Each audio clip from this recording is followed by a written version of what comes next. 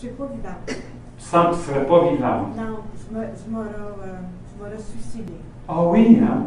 Tu sens que la vie n'aurait pas de sens. Oui. Si tu n'avais pas eu cette base-là. Oui. Tu sais, Il n'y a pas de raison de vivre. Il n'y a pas de raison de vivre. Donc, vraiment, ta foi est une raison de vivre. Ça, c'est très fort, ce que tu es en train de dire là. Puis là, voyez-vous ce que vous êtes en train de faire? Vous êtes en train de dire qu'est-ce qui, en vous, vient vous faire vivre. Vous êtes en train de dire votre raison d'espérance. C'est juste une question d'idée, là. C'est une question de cœur. Comprenez-vous ce que je suis en train de dire? C'est ça, évangéliser. C'est d'être capable de dire ça à quelqu'un d'autre. D'être capable de dire, moi, les saints sont des modèles pour moi qui m'éclairent. Moi, la foi, ça donne un sens à ma vie. Moi, ça m'a permis d'avoir une raison d'être. Même dans des moments où, autrement, je pense que je me serais enlevé de la vie, parce que la vie aurait été absurde sans ça. D'être capable de dire, ça me donne une communauté, je ne me sens pas seul, je me sens plus fort parce que je célèbre les sacrements. Voyez-vous, là, ce qu'on est en train de dire? Je ne sais pas si vous saisissez ce que je suis en train d'essayer de toucher avec vous, mais c'est que évangéliser, c'est être capable de dire à quelqu'un d'autre, qu'est-ce qui, dans ma foi, me fait vivre? Qu'est-ce qui me donne de l'espoir? Quelqu'un qui entend ça ne peut pas dire, t'es dans l'erreur. Elle peut juste dire, OK, ben ça te donne ça. Pour moi, c'est pas comme ça. Ben ça, OK, tu acceptes ça. Là, que l'autre peut dire ça, mais pas capable de dire. Tu n'es plus dans le domaine de l'argumentation, là. Tu n'es plus capable d'avoir des arguments. Tu es au niveau du partage à ce moment-là. C'est ça, évangéliser. C'est ça, évangéliser. Mais voyez-vous, tu n'arrives pas à un étranger pour commencer à dire des choses comme ça. C'est pour ça qu'il faut établir une relation. Il faut qu'il marche avec, partager, il faut écouter. C'est seulement après ça qu'on est capable de vraiment partager la raison de notre espérance. Puis là, j'ai donné, on a pris quelques exemples. Là, je posais des questions, puis là, attends une minute, là, tu me poses une question, c'est en même temps. Mais posez-vous ces questions-là. Travaillez ça les uns avec les autres. Quand tu es avec quelqu'un, tu te sens bien avec cette personne-là qui est croyante, demande-y. Tu viens-tu catholique, toi, si tu n'es pas aujourd'hui? Pourquoi? C'est une bonne question de discussion, ça, en prenant une bière. Surtout quand tu es rendu dans le deuxième, là ça délie là. Tu sais, c'est pourquoi tu es croyant, pourquoi tu es croyant? Tu sais, puis vous échangez là-dessus, échangez avec des amis qui sont croyants. Pourquoi tu es croyant? Qu'est-ce que ça te donne croire, toi? Puis, une fois que tu as la première réponse, va en chercher une deuxième, va en chercher une troisième. Le plus de réponses tu trouves, le plus, comment je pourrais dire, de richesse que tu as à partager avec l'autre. J'invite à prendre le petit dépliant. Ce petit dépliant-là, on le passe dans toutes les paroisses du diocèse. Tu rentres dans les églises déjà? Oui. Ah, ben voyez, moi, c'est Kim qui s'occupe de tout ça. Elle est organisatrice hors pair. Moi, je ne sais pas ce qui se passe. Alors, pardon, je lance passer, vous l'en passez. OK. Alors, si vous regardez ça, là, puis vous ouvrez à l'intérieur, puis vous regardez en haut à droite, sur c'est écrit comment évangéliser 1, 2, 3, 4.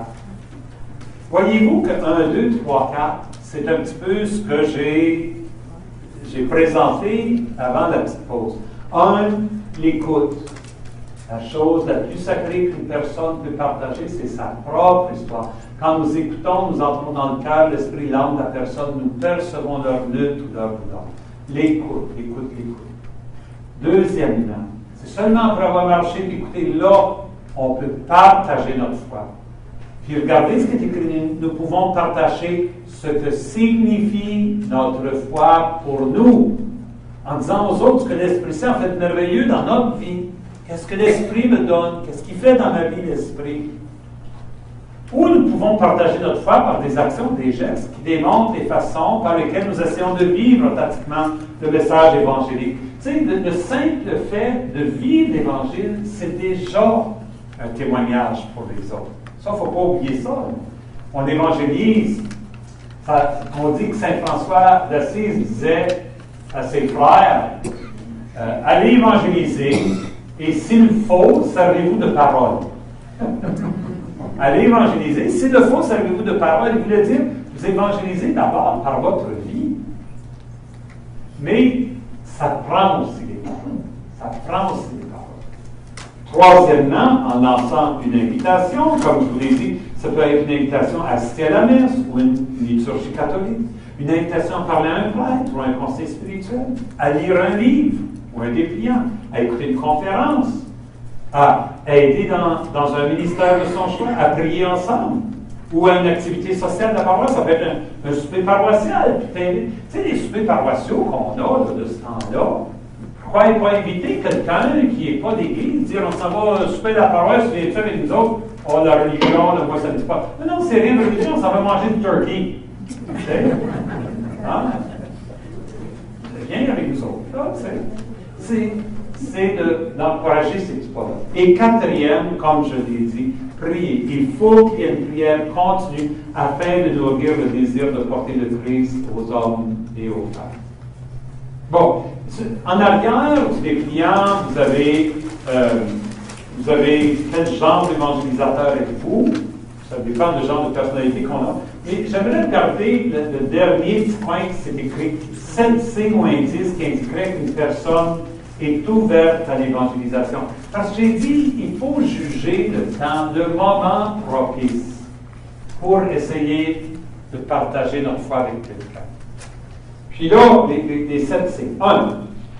Bon, le signe le plus évident, c'est quand les gens commencent à se poser des questions au sujet de Dieu. C'est quand quelqu'un commence à... Il y en a-tu un Dieu? Le bien, le mal, qu'est-ce que ça veut dire? Des fois, ça c'est dans des moments de crise, on va voir plus tard. Tu sais, mais quand quelqu'un te dit, je me pose des questions à propos de Dieu, ben là, c'est signe que c'est le temps d'évangéliser. C'est le temps de partager ta foi.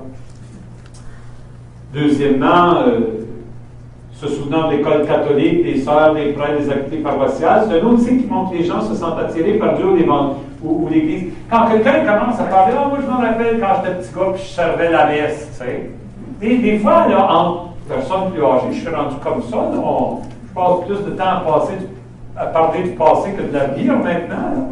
Tu sais, puis là, tu peux trouver quelqu'un, je me rappelle quand je servais la messe. Ah oui, comment tu vivais ça, là? Puis, qu'est-ce qui te revient au cœur quand tu penses à ça?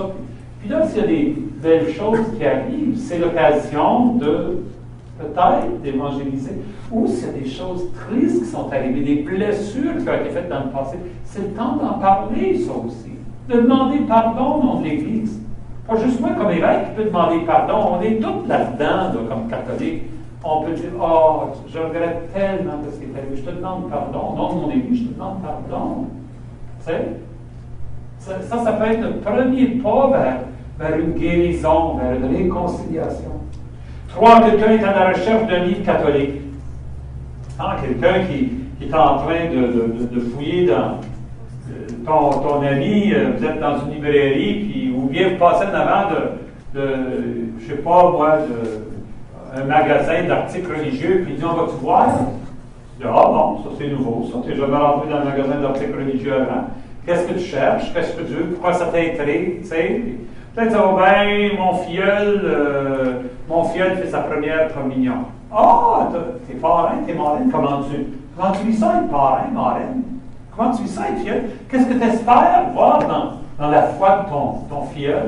Tu sais, tu poses des questions, mais c'est une occasion. Quand quelqu'un fait des commentaires sur le pape ou l'Église ou des activités paroissiales, tu sais, j'ai vu que le pape est allé en Espagne. Il est allé en Espagne, il est allé consacrer une église. J'ai visité cette église-là à Barcelone. Ah oui, tu as visité cette église-là. Comment tu as trouvé ça, cette église-là? C'est une église assez spéciale, la Sagrada Familia, ça s'appelle. Là, tu jases de ça. Pourquoi tu penses que le pape est allé? Le pape, c'est un homme intéressant pour toi. Tu sais, c'est l'occasion qui se présente. 5, certains événements, certaines crises qui pourraient provoquer le désir de trouver une relation plus intime avec Dieu ou l'Église. La maladie, la mort, la naissance de bébé, une graduation, une perte d'emploi, un transfert, un déménagement, une séparation, un divorce, des problèmes financiers, une certaine tension, des situations stressantes. Mes amis, moi je vous dis, ces moments-là, les moments de changements dans la vie sont des moments de faire surgir la question de la foi. Ça, c'est le moment de dire, tu vois-tu Dieu là-dedans? Comment tu vois Dieu là-dedans, dans ce que tu vis maintenant? Dans le deuil que tu vis ou dans la nouvelle job que tu commences, comment tu vois Dieu là-dedans? Tu pries-tu? Est-ce que tu pries le Seigneur là-dedans? Veux-tu qu'on prie ensemble? Ces moments-là, quelqu'un vient de découvrir qu'ils ont le cancer et qu'ils font face à la mort. C'est le temps de comment tu te sens là-dedans. Ils vont parler de tout ce qui semble, puis ils ne vont pas parler de Dieu, puis finalement tu vas dire, puis Dieu là-dedans, où est-ce qu'il est? Où tu vois Dieu là-dedans, toi? Oh Dieu, parle-moi-en pas. Tu sais, c'est le bon Dieu m'envoie ça après tout casser, les bons coups que j'ai faits, comment je me suis. Puis là, il m'envoie une maladie comme ça, puis. Tu penses que Dieu il t'a envoyé ça, cette maladie-là? Ben, c'est pas lui, c'est qui? C'est l'occasion de commencer à échanger sur la foi. C'est drôle, moi, là, dans la maladie, je ne vois pas Dieu qui m'envoie une maladie. Moi, je vois que Dieu, il m'aide dans la maladie. Je vois que Dieu, moi, j'ai passé une maladie, puis ça a été vraiment difficile, mais j'ai senti que le Seigneur est avec moi, puis il était comme une force. Tu sais, si tu voulais, Dieu pourrait être une force pour t'aider. Plutôt que de le voir comme ton ennemi, tu pourrais le voir comme ton ami qui t'aide. Tu voudrais-tu essayer de voir ça? Penses-tu? Ah oui, pourquoi pas? On pourrait commencer à prier ensemble. On pourrait. Tu sais, c'est l'occasion d'évangéliser. Et enfin, ta foi, ton amour, ta paix intérieure peut attirer l'attention de gens qui sont à la recherche de Dieu. Ne soyez pas surpris si on vous pose des questions au sujet de votre vie spirituelle. Tu sais, si tu vis vraiment de ta foi, là, normalement, il devrait avoir quelque chose en toi de paix, d'espérance, de courage. Tu sais. Surtout si tu as passé par des épreuves et tu continues à avoir la tête haute. Quelqu'un me dit à un moment donné, comment tu fais pour continuer à sourire là-dedans? Comment tu fais pour continuer de jouer? Moi, je suis assis en maudit à ta place, tu sais.